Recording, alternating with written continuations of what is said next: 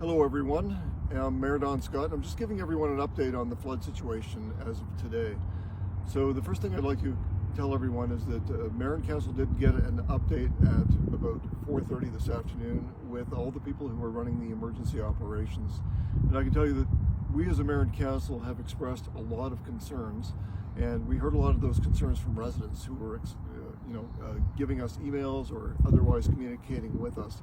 So we always pass along your concerns to those who are running the emergency operation. One of those concerns that we heard about that I want to talk about right off the bat is the security of downtown. We as a Mayor and Council talked about that, and we understand the importance of making sure that downtown is secure and making sure that your belongings and property is secure. So we have emphasized that to our Director of Emergency Operations, and we expect that a very strong job will be done securing the downtown. I was also in contact with the RCMP today, and I wanted to A, make sure that they had enough resources, and B, make sure that that if additional resources were needed, that we were going to call upon the province. I was given an assurance by the people who run the RCMP in our community, in our region, that there is enough resources here to look after this region. So no additional resources are required by the RCMP at this time. We also spoke to the sheriffs who are in our region, and they have asked for more assistance. So we are reaching out to the province, and I already did discuss that with Premier Kenney, and we are going to be seeking more assistance as far as sheriffs go, because they have been worked off their feet. As you can imagine, they have been extremely busy. So the next item I'd like to talk about is the hospital. There's been a lot of concern raised about the hospital. So I was at the hospital this evening. I took a tour of the sandbagging and the work that has been done. And I first want to thank all the volunteers who went down there.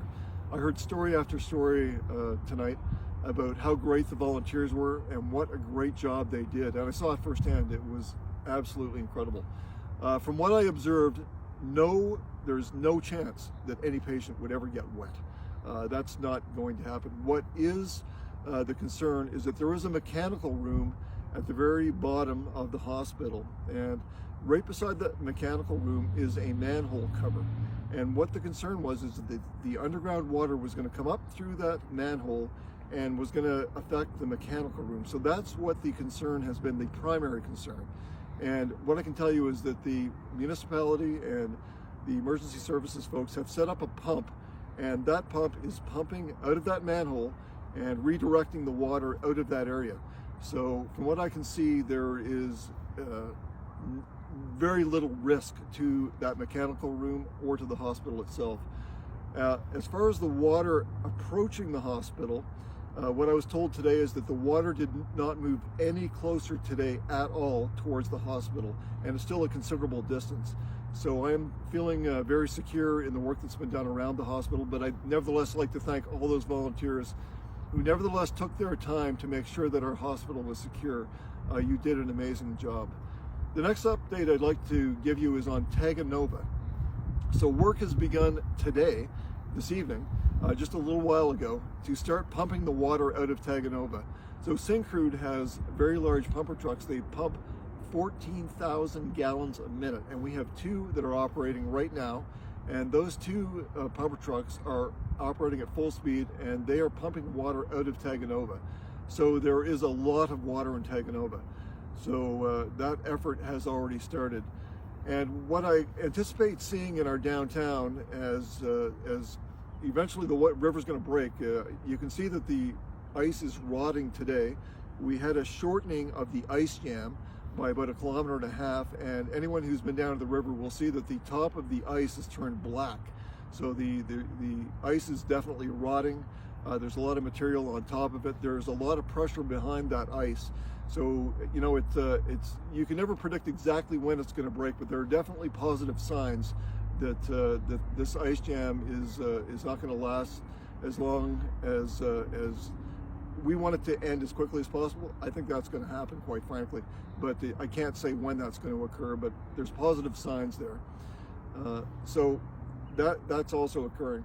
So the final thing I want to say again is I met with many of the people from Search and Rescue who are going out this evening and looking after pets and other things that were stranded behind. And I just want to thank all our Search and Rescue folks and the fire people who are still out there making sure that everything is looked after and safe in our downtown, and the RCMP who are protecting our downtown. You know, they're doing a great job.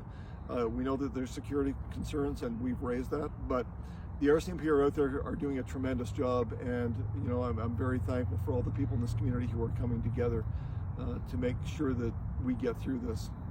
So once again, I'd like to thank all the residents for doing everything they can to stay safe and stay strong. I'll be doing another update tomorrow evening. If you would like information about what's happening in this situation in our flood, then please go to rmwb.ca. You're going to see updated information there. We have started doing daily Facebook Live updates at 2 p.m. There's going to be one at 2 p.m. tomorrow. The one that we did today was at 3 p.m., but it's going to be 2 p.m. tomorrow. The one that was done today is going to be posted on the website, so please go take a look at it. There was a lot of good information in there. We talked about a lot of issues, including sourcing local contractors and many other issues that I know are on people's minds as we go forward. So please do take a look at it. Based on all the information I'm hearing, I think we have every reason to feel optimistic going forward. We are going to get through this. We're going to get through it together. We always meet challenges in this region, and we have every reason to believe that we're going to meet this as we always have in the past. So please stay safe and please stay strong. Please take care.